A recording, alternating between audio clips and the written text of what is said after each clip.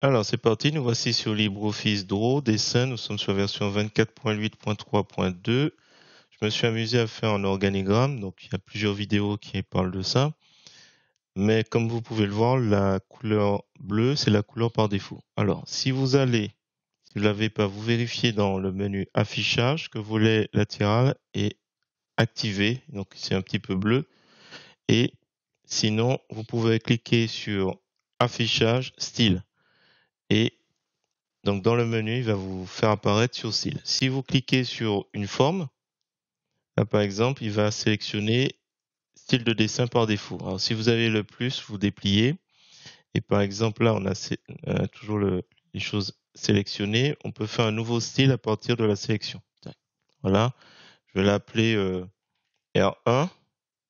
Vous pouvez donner un autre nom. Hein. On peut donner euh, personne. Je vais mettre personne importante. Voilà, j'invente un style et hop, quand je fais OK, j'ai un nouveau style qui apparaît. Donc je vais faire un clic bouton droit de la souris. Dans le menu contextuel, je vais faire éditer le style et on va rechercher l'onglet, il y en a beaucoup, remplissage. Et je vais mettre que tous ceux qui sont importants, des personnes importantes sera rouge. La police, on pourra mettre, je sais pas, peut-être en gras. Peut-être qu'avec effet de caractère, l'onglet, on va mettre du blanc et je fais OK. Donc là, pour l'instant, on voit rien. Si par exemple, j'écris quelque chose, on aura ça.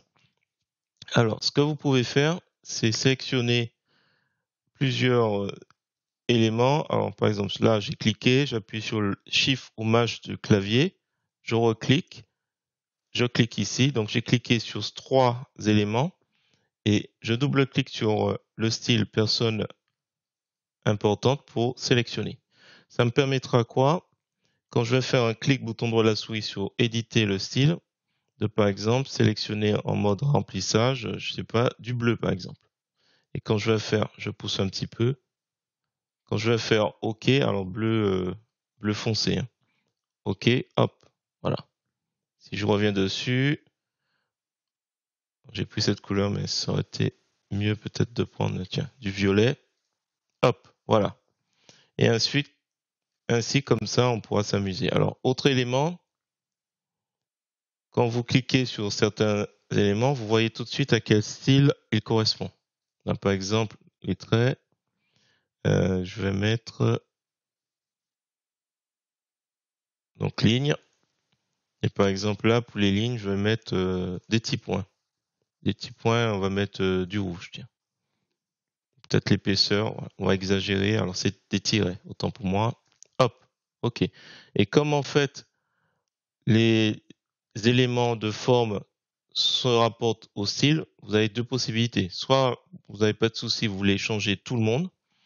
Là, par exemple, si je reprends les formes bleues du départ, si vous êtes sûr que tout le monde doit changer, vous faites un clic bouton droit de souris, éditer les styles, et vous revenez ici, par exemple, pour mettre du vert.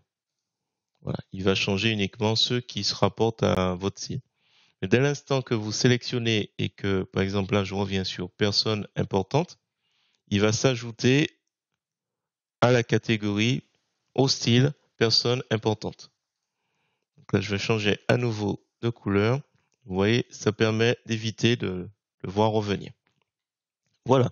J'espère que cette petite vidéo vous a plu. J'ai fait rapidement un petit peu